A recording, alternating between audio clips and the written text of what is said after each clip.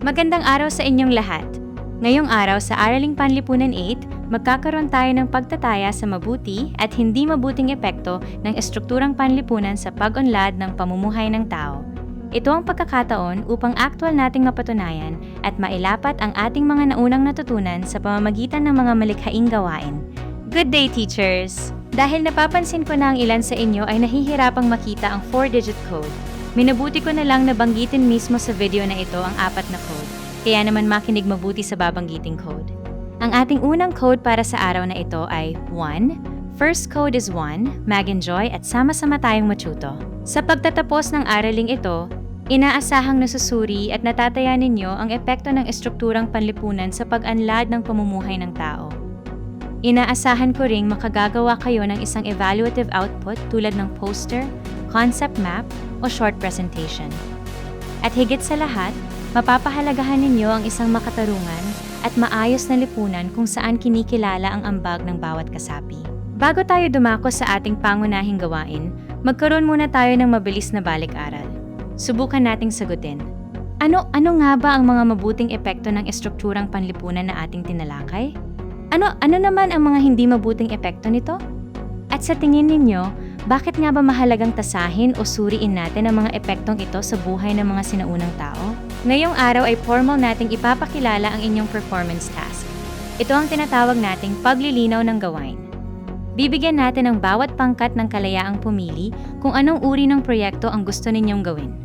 Maari kayong gumawa ng isang social structure analysis poster, isang organisadong concept map, o kaya naman ay isang maikling short presentation. Pumili ng naayon sa talento ng inyong grupo. Upang maging mas madali ang inyong paggawa, balikan muna natin ang buod ng ating mga natutunan. Tandaan natin na ang estrukturang panlipunan ay ang pagkakaayos ng mga tao batay sa kanilang tungkulin, katayuan, at ugnayan. Ang bawat pangkat ay may kanya-kanyang gampanin, may mga humahawak ng kapangyarihan, may particular na paraan ng kabuhayan, at may iba't ibang antas ng oportunidad na nakakaapekto sa kalidad ng buhay ng bawat tao. Tandaan ang ating ikalawang code. 3. Second code is 3. Gawin nating gabay ang mga puntos na ito sa pagtataya. Para sa mabuting epekto, tandaan na ang maayos na estruktura ay nagdudulot ng kaayusan, nagpapalakas ng kooperasyon at pagkakaisa, nagbibigay ng seguridad sa mamamayan, nakatutulong sa pag-unlad ng kabuhayan, at nagpapanatili ng ating kultura at mga tradisyonal na paniniwala. Sa kabilang banda, huwag din nating kalilimutan ang pagtataya sa mga hindi mabuting epekto. Ang maling sistema ay nagdudulot ng hindi pantay na kapangyarihan, nagiging limitado ang oportunidad para sa ilang pangkat, nagkakaroon ng hindi pantay na karapatan at pribilehiyo, nagiging sanhi ng pang-aapi at diskriminasyon, at ginagawang mahirap ang pag-angat sa lipunan ng mga nasa mababang katayuan. Narito ang isang halimbawa ng concept map na maaari ninyong tularan. Makikita rito na ang estrukturang panlipunan ay nahahati sa 4 na pangunahing sangay: tungkulin, kapangyarihan, kabuhayan, at oportunidad. Ang 4 na salik na ito ay sama-samang dumaraloy pababa upang magkaroon ng direktang ugnayan at epekto sa pangkalahatang pamumuhay ng tao. Upang maging gabay sa inyong paggawa, narito ang mga panuto sa pangkatang output na dapat makita sa inyong gawa. Kailangan may malinaw na pamagat, pumili ng isang particular na sinaunang lipunan, magpakita ng 3 pangkat at ang kanilang tungkulin, magtala ng 2 mabuting epekto, 2 hindi mabuting epekto, at maglagay ng maikling paliwanag kung paano ito nakaapekto sa pag-unlad ng pamumuhay ng tao. Oras na para sa ating ikatlong code ay 1, third code is 1. Ngayong malinaw na ang mga panuto, maaari na nating simulan ang ating performance task. Talakayin ninyong mabuti sa inyong pangkat ang mga detalye ng inyong social structure analysis poster, concept map, o short presentation. Siguraduhin lahat ng miyembro ay may maitutulong at maiaambag sa pagbuo ng inyong malikhaing proyekto. Para naman sa ating rubric sa paggawa ng output, narito ang inyong magiging gabay upang makuha ang pinakamataas na 4 na puntos sa bawat kategorya. Nilalaman na dapat ay kumpleto at malinaw. Pagsusuri na nagpapakita ng malalim na pag-unawa sa mabuti at hindi mabuting epekto.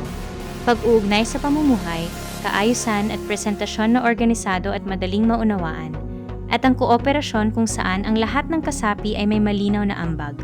Pagkatapos ng oras ng paggawa, dako tayo sa presentasyon ng pangkat. Ang bawat grupo ay bibigyan ng eksaktong 2 minuto. Ipakita ang inyong poster o concept map sa unahan. Ipaliwanag ng mabuti ang mga nasyuring mabuti at hindi mabuting epekto. At tukuyin kung paano ito nakaapekto sa pag-unlad ng pamumuhay ng tao. Tandaan natin na ang pagpapaliwanag ng ideya ay nagpapalalim ng pag-unawa at nagpapakita ng tiwala sa sarili. Sa bahagi naman ng pagpapahalaga, lagi nating ay sa isip na ang isang maayos na lipunan ay nagsisimula sa paggalang sa bawat kasapi nito sa pamamagitan ng pagkilala sa kanilang ambag at tungkulin. Kailangan din ng katarungan at pagkakatay-pantay upang ang bawat tao ay magkaroon ng karapatan sa oportunidad at dignidad. At higit sa lahat, ang kooperasyon at pagkakaisa upang mapanatili ang isang maayos at makatarungang lipunan.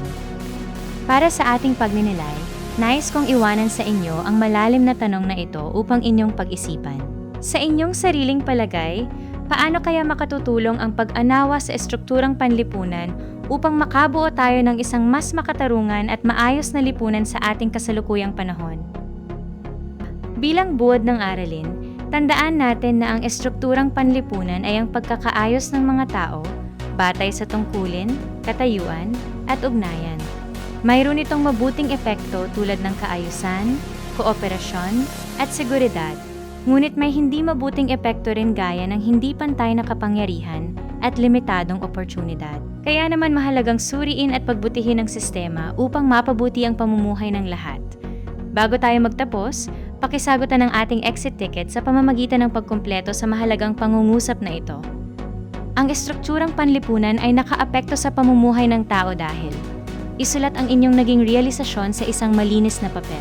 Para sa inyong takdang aralin, nais kong magtanong kayo sa inyong pamilya kung ano para sa kanila ang kahalagahan ng isang makatarungan at maayos na lipunan. Isulat din ang 2 paraan kung paano mapapabuti ang lipunan upang maging mas makatarungan at magbigay ng isang halimbawa ng sitwasyon sa kasalukuyan na nagpapakita ng mabuti o hindi mabuting epekto ng estrukturang panlipunan. Laging tandaan na ang maayos na lipunan ay nabubuo kapag kinikilala at iginagalang ang ambag ng bawat tao. Dahil ang pagkakaisa, paggalang, at katarungan ang tunay na pundasyon ng isang lipunang umuunlad at nagkakaisa.